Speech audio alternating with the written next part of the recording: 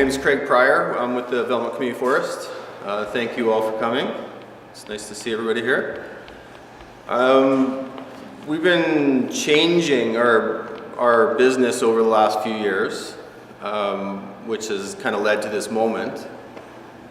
We started with one community forest, and then we purchased a mill site, and then we have another community forest, and then we're awarded a BC timber sale, which we logged successfully and made some money on, and we have a small forest license that we own.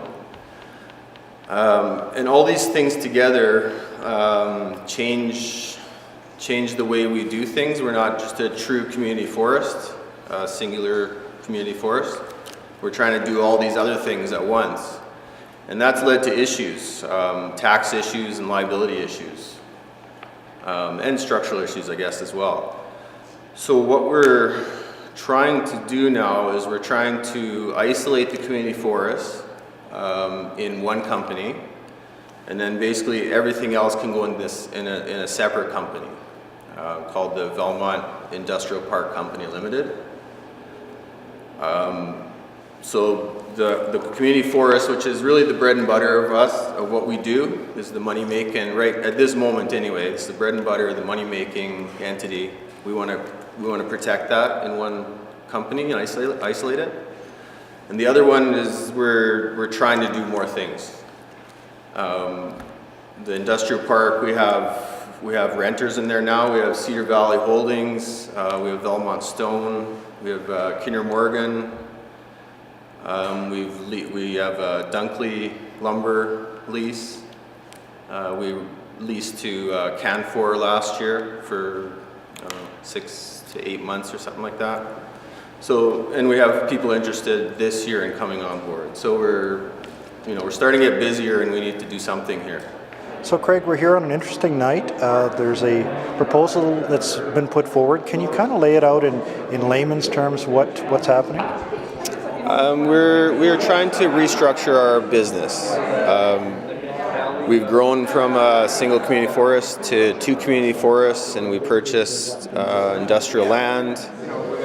We have a small forest license we also purchased. We're successful with a BC timber sale. So we're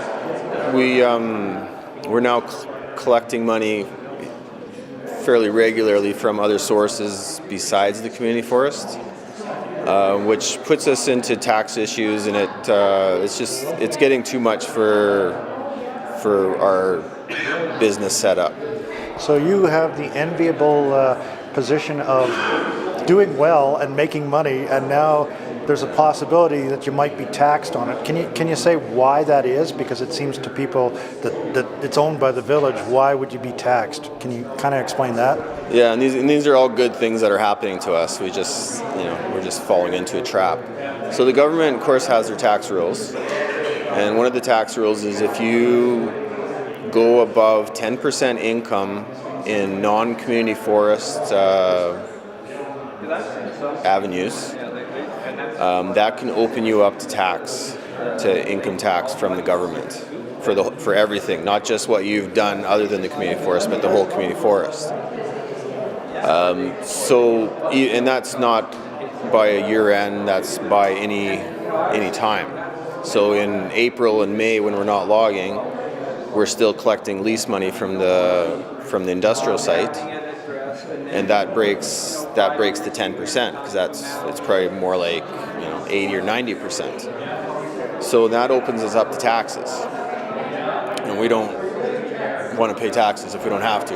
Who does? Right, exactly right. So what simplified are you going to do to restructure to set that up so you don't have to pay tax? Well, the first thought was we need to separate the community forest and isolate it from everything else.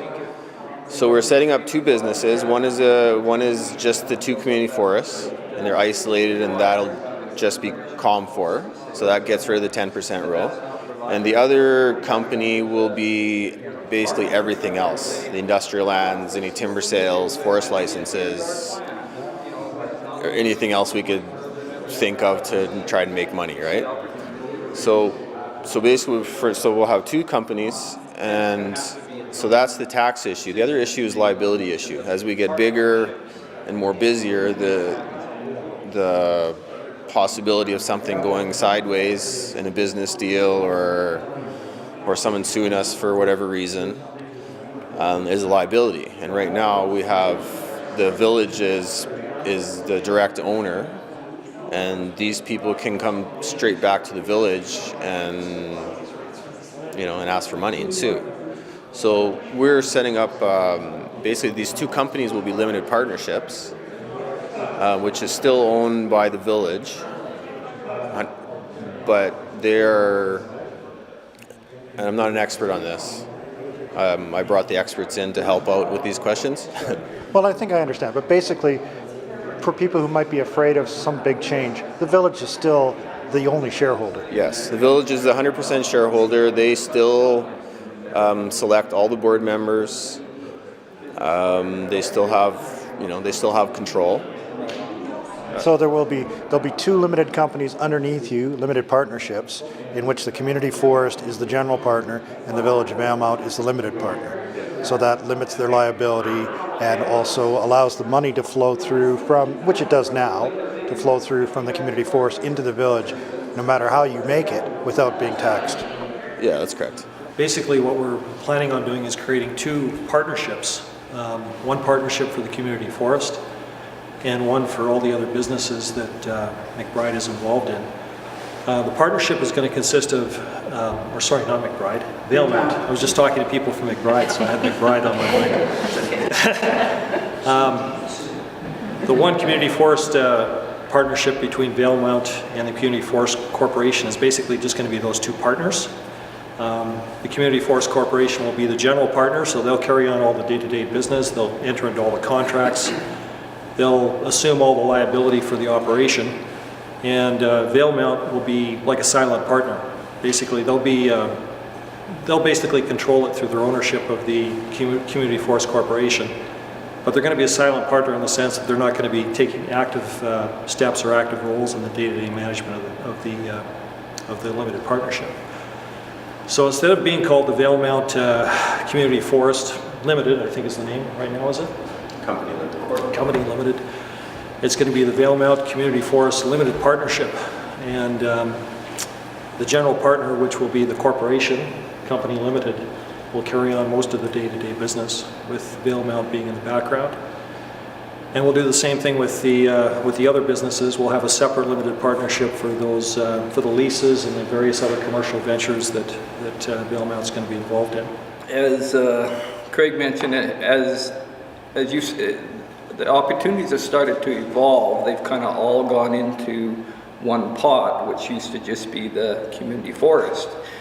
And from an income tax perspective, which I can speak to, is municipalities aren't taxable. In their own sense, they have a special section of the Tax Act that says they're not taxable.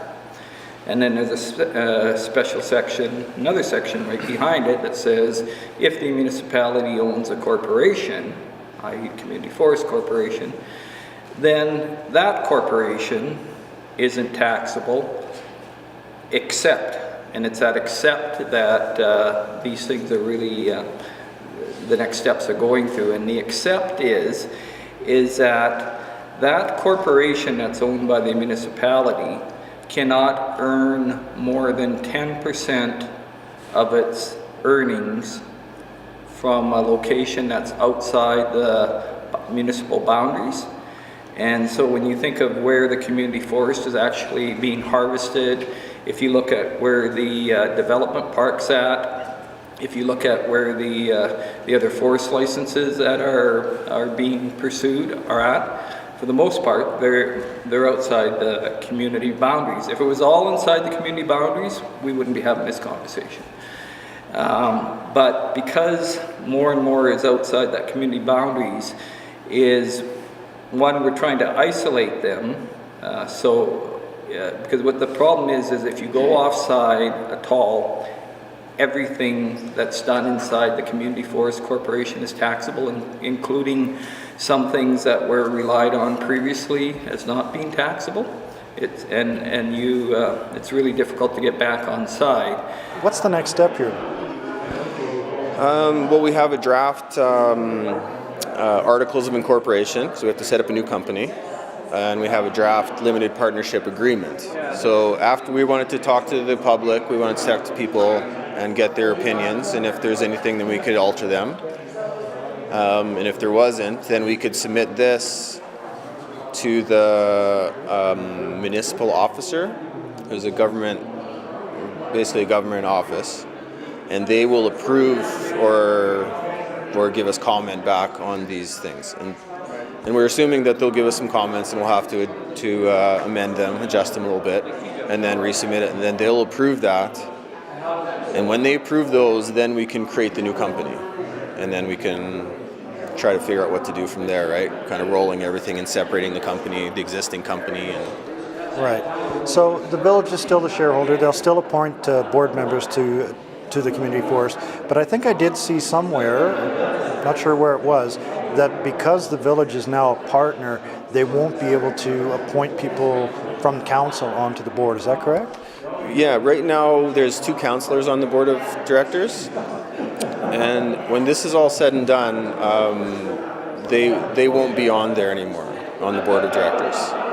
And the reason for that is if there is councillors and the CAO is on the board for a time, they're part of the decision making. They're part of the day-to-day, well, not really day-to-day operation, but they're part of the direction team. And if it looks like the council is directing the board to do something, then that makes them liable. The whole, we're trying to get away from. We're trying to separate that liability so it's, cut and dry with the companies and not the village. the whole idea behind a limited partnership is that the limited partners don't have any, they have input, but they don't have any day-to-day things, because once they become involved, then they become general partners, and it takes away their protection of limited partners. Yeah, that's right. We're trying to protect the village because, you don't want the village getting sued for something that we do. I definitely don't, right? If someone's going to sue us, we want it to stop with us, and we'll deal with it. Okay, so if people have questions between now and when this happens, who should they contact? Myself, I guess. The community forest, 566-4610. Great. Well, congratulations on doing so well that you have tax problems. Yes, thank you. It's a good problem to have, I guess. Thanks a lot. Yeah, thank you.